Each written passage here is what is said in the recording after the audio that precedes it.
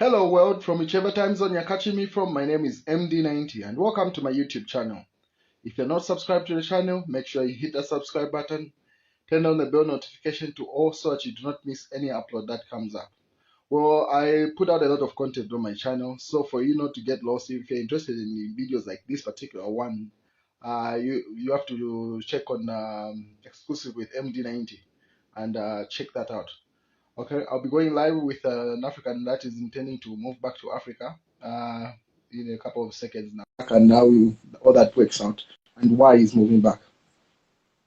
Just stay tuned for a bit. My guest is coming through. Hey, bro. Good evening.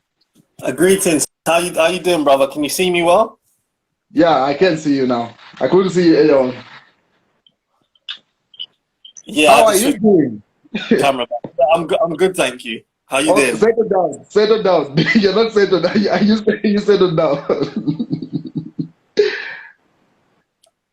Hello? Yeah, I'm good. How you doing? Oh, awesome. Would you just introduce yourself to my audience? Yeah, so my name is Makonnen Sankofa. I am a author as well as a journalist. I do some videos and video editing for YouTube, and also I am a Pan-African activist as well. So in terms of my background, I live in England. I was born in England. My mum's family are from Jamaica, and my dad was raised in Malawi. Yeah. Have you been to Africa yourself?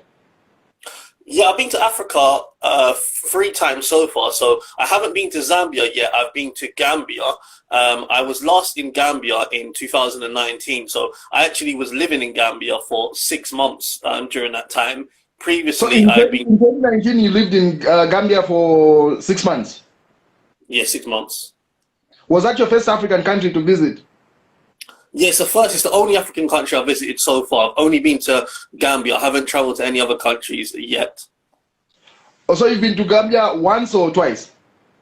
3 times. In 1 year? Yeah, it was actually in 1 year. Yeah, I think I started in December 2018, and then I went back in February, and then I decided in July to stay there for 6 months until the end of December. So within that 1 year period, I went to Gambia. I was in there for 3 times. I was in there for over half the year in total. So were you born in the UK or where were you born? So I was born in England. Okay, you were born in England, but your dad is from Malawi. Yeah, he lives in England now, but he was born and raised in Malawi. He came into England in his 20s, but he's been in England for a long time now. But he was born in Malawi, and my mum was born in England, but her parents are from Jamaica. Okay, and then earlier on you mentioned that you are a Pan-Africanist. What do you mean by that? What does that mean? We hear that phrase many times. What does that mean, being a Pan-Africanist? Okay, first I'll describe the term what an African is, or how I see someone as African. So being an African isn't necessarily just someone because you're born on the continent. So as defining African, it could be even someone from the diaspora or the Caribbean or England, someone that has got ancestral that traces back to the motherland. Yeah. So when I refer to people of African heritage or African, I'm talking about black people or people of brown skin that are in the Caribbean, as well as other parts of the diaspora like England and America. Now, a Pan-African, that we believe, or that is basically a philosophy that's about people of African heritage, regardless of where they are, whether they're on the continent or in the diaspora, putting their differences aside and for working together for the common goals and the empowerment of African heritage people as a collective, not as an individual, but as a collective. So that's what Pan-Africanism is, and it could be whether that is spiritually, politically, economically, culturally, but it's about us really coming together and saying that, you know what, it's not about I'm from Zambia, I'm from Gambia, or I'm from the West Indies, I'm from UK. We are people of African heritage. Let's work on what we've got together rather than what divides us. That's nice. That's interesting. So when would you say the passion for Africa started for you? Where did that interest develop from? I think it started when I got into my early 20s. So I'm 30 years old now, just turned 30. It came in my early 20s. Now, even though I wasn't born and raised with my dad, I think him being born and raised in the continent, I think that has had a genetically, because even when I remember when I was younger, some of the times he used to come to my mum's house and he used to watch a lot of African programs, and he's very current with African affairs. So I think maybe I've taken a part of that from him, from my genetics, but my interest really got into it when I was in my early 20s. I mean, I came across people like the works of people like Marcus Garvey, Malcolm X, Amos Wilson, Claude Anderson. Mutabaruka is a Rastafarian. He's an icon of mine. And when I was looking at their works, what they were talking about was a lot of propaganda, and there's a lot of propaganda in the West about what you hear about Africa, which is lies. You hear about Africa, they always perceive it as, you know, Africa's backwards and people live in mud huts and all the negative stuff about Africa. So with me, I'm always a curious person. I wanted to see, you know, what is the truth, what is the actual reality. So I then started searching more and more and connecting with a lot of my friends here. Are people that was born in Africa and that came over here in the UK, and being facing a lot of the institutional racism and what we suffer as people of African heritage in England. I mean, that drew me even more towards with my looking into my African heritage and my African roots. And then when I was doing my research, I was just like, so inspired. I was like, the things they've told us is a lie about Africa is this, that, and the other. Africa is a beautiful place, and there's people that live in mansions. There's some people that live in have got this, or some people don't have that. It's a continent, not one country. You mentioned something about institutional racism, whether in the UK or in the diaspora. Have you had an experience with it, and what's that all about? So racism in England, it really stems from, or you could go back all the way, for instance, slavery. Obviously, people in the Caribbean would have been, certainly on my mum's side, like my ancestors, etc., people from the Caribbean on the Americas, the enslaved Africans who were taken from Africa and then brought to places like America and the Caribbean, and that created really a superiority, a white superiority, a black inferiority complex, where on the plantations, obviously, the white people were the ones enslaving the Africans, and the Africans were not only physically enslaved, but mentally enslaved, and they went through a seasoning process where everything African, everything, their culture, their language, their religion, their names, everything was stripped away from them, and they were told to things African are backwards, things British and white are to uphold those values. Even after slavery ended, what you have in certainly the island of Jamaica is the colonial period. So the British was still colonizing Jamaica, and many other countries in the Caribbean were under colonial rule. And even in the Americas, you have what is called Jim Crow, which was a segregation system. And that segregation system gave certain rights, certain places that black people couldn't go, that was only white areas, and it segregated the communities based on race. And even though here in England, we haven't had the Jim Crow, but even going into that, certainly the 70s and 80s, when my mum immigrated, my mum's parents, they immigrated from the Caribbean to England, there was still a lot of racism in the English society. It was common, you could go onto people's doors and they didn't want to rent places to people of African heritage. It would be no dogs, no blacks, no Irish. White people would attack black people in the streets, and that kind of racism. Today, it's not so much physical in your face, but the institutional racism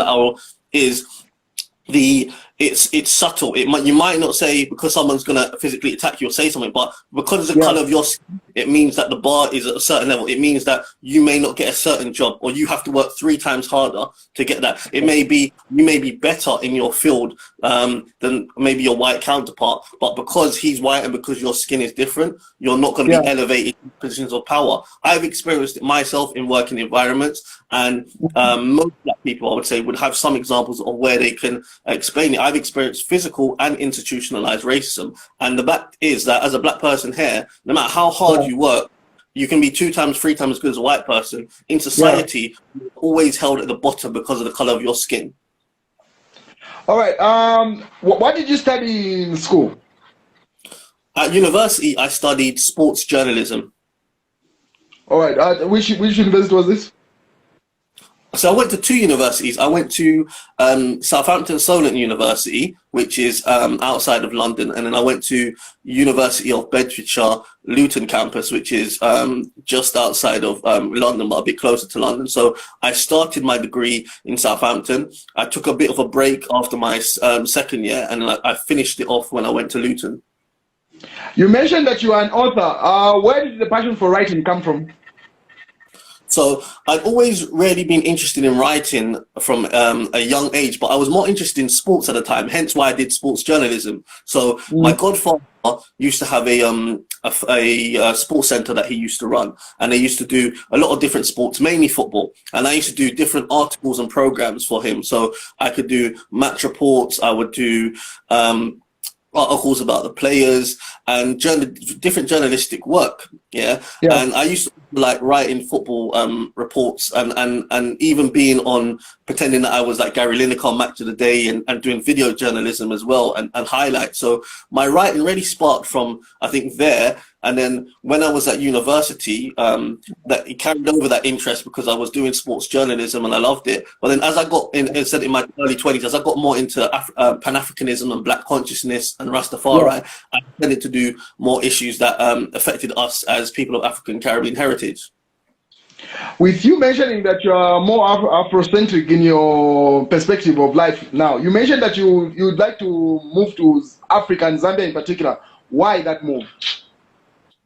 Okay, so a part of the reason, as I mentioned earlier, is the institutional racism. So I don't want to be in a society where I'm held back because necessarily the color of my skin. And that barrier being there in Africa, I think when we, sometimes it might be difficult, sometimes people in the continent understand, but when you're in an environment and you're such a minority and most people don't look like you in that environment, and then you're in a minority and it doesn't really have control over anything as well. So I'll give you an example. Everything we look at here in England, whether it's educational, whether it's policing, whether it's military, whether it's the main businesses, they're all externally owned. They're all owned by people that don't look like you. If I was to have a child, I would want to have that child to aspire and say that you could achieve this. Look, there's people like you that look like this, because the image that people see is very, very important, and we need to see people of our skin color in these kind of positions of power. So being in obviously an African country when you're in the majority, it is really refreshing to see that and being in a natural environment. I think also we are really disconnected. There's a longing, I think, in all people of Black people or people of African heritage that have been outside the diaspora, because we've been away for 400 or 500 years, such a long time, and we was taken away. We wasn't told to come out of us. Even since the first the slave ships come away, the Africans always fought to go back to Africa. And I think we're in a really privileged position now because there's so much opportunities in Africa on the continent. And so we're talking about institutional racism, connecting as well to our culture and ancestry, something that was taken away from us and then reintegrating into Africa, and also opportunities. Africa is in a much more stable place now than it was, say, 30 years ago, because there's less civil wars and there's less struggles for independence and what was going on at the time. So it's more stable, economies are growing up. And also when you look at opportunities, me as a business person, there's a lot of markets that are saturated here in England, whereas in Africa there's still virgin territory, there's still less people competing in that, so that gives you more opportunities or chances to progress. I remember you had someone I listened to on your Instagram earlier today, and he was completely right. You have to have a plan when you go into Africa. You can't just go in and think because you've got an English degree or you've got something that you're going to do and walk into a job. It doesn't work like that. You have to prove yourself anywhere you go in the world. But what I'm saying is, in Africa, if you have a plan of how you're going to maintain yourself, how you're going to sustain yourself, I think that there's a lot more doors that are open to you in terms of certainly the fields that I want to go into. And what I do, I can go anywhere in the world and do it. I do a lot of my business online, and I've looked at Zambia, I've got friends there, and I've seen other plans I've got, and I've seen how it presents those opportunities for me over there. In Zambia, you can, if you've got money coming in from the West here, you can live a good life there because of how the money converts, and that transfers to a lot of countries. So that's another reason as well, the spending power of bringing in pounds or getting paid in pounds, and then using that pounds in Zambia, it can go a long, long way. So why would I want to settle with England and live in when I could live in a big 3-bedroom apartment and live in a nice life in the sun? Yeah. As you move back, or as you move to Zambia, have you looked at what are your area of interest in terms of business? So what I do, one thing that as you mentioned, I've got my book, The Rise of Rastafari: Resistance, Redemption, and Repatriation. So when I'm in Zambia, one thing that I will be looking to do, as I did when I was in Gambia, I went into universities and so I went into schools and I gave lectures. So I would look to go into schools, get this into bookshops, and spread the works of Rastafari. I also have a platform called the Black Books Webinar, and this is every month. It's an online event, and I have different authors that come on and speak about their books. And on that platform, I'm actually looking for Zambian authors as well. So if you're a Zambian author, please get in contact with me. And I'm looking for authors of African Caribbean heritage, wherever you are, who want to come on, and they get a certain amount of time where they can promote and talk about their book. Yeah, and when I'm in Zambia, I plan to look at and find more authors. So I'll be continuing doing that because that's online. That appeals to people in America, Caribbean. As long as I've got a computer and a laptop, effectively I can run business. Run your business anyway. Yeah, I've also got a retail business that I'm looking to get into as well. I don't want to tell everything about that because I want to keep that a bit of a private, but it's a retail business. But I know there's a lot of malls in Zambia. I've done my research and I've got friends in Zambia, so there's a lot of malls. So I would, you may see me in Zambia in one of those malls. But we've got more than enough malls for you to market your products over here. What did a video saying that a country with more malls than hospitals, Zambia. Oh yeah, I saw that video with Woda Maya. Yeah. You also run a YouTube channel. What's your focus on your YouTube channel? Well, let's say this. I've got my own personal YouTube channel, Makonnen Sankofa. Now, I do post like a lot of my interviews because I like to keep when I've been on radio or shows or when I've been talking about my books as like a portfolio on my YouTube channel, or when I've gone to Gambia and Zambia. So I have it on the YouTube channel, but I don't post contents every day or every week. What I was involved in 2019 when I was in Gambia with a lady called Juliet Wrighton on a YouTube channel called Black Sit YouTube channel. Woda Mine set up for Juliet when he went to Gambia, and I worked with Juliet and I did a lot of the vlogging and the video editing for the Black Sit YouTube channel for about 3-4 months with Juliet before I came back to England. And that channel was about encouraging people and helping to facilitate the move for people in the diaspora like myself, who want to come back and live in Africa, invest in Africa, or even just find out a bit more what the Gambia, particularly the Gambia, what it's about. Because as I mentioned earlier, a lot of our people have been force-fed lies about Africa. So we show people that, yes, there's supermarkets, there's this in Africa, there's that, there's all these things that you would expect in the Western world. You have them in Africa. And also we highlighted people's journeys who have moved back. So people that we know that who have now restaurants, who've got accommodation, what are they doing? How have they found their journey? So it was very important to highlight that, because when you are going, particularly as someone from the diaspora onto the continent, you want to connect, particularly a lot of people, you do want an easier, smooth introduction. So if you know people on the continent there already, or there's people that from a similar background from you, it does help, especially if you can see what they're doing and you can reach out to them. That's nice. No, this has been a very insightful conversation, bro. I'm delighted I had time to talk to you. So I'm going to tag your YouTube channel in the description section. Everyone can check him out. Check out his YouTube channel. And I'm looking forward to see you in Zambia when you decide to come. If you put a date on it.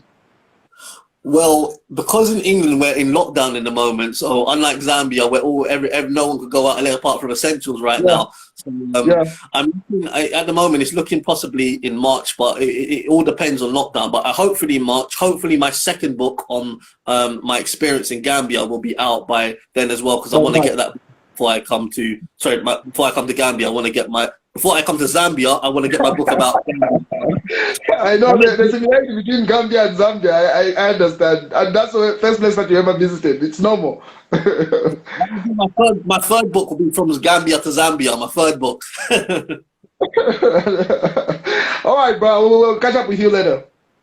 Okay. Thank you very much for having me. Take care. All right.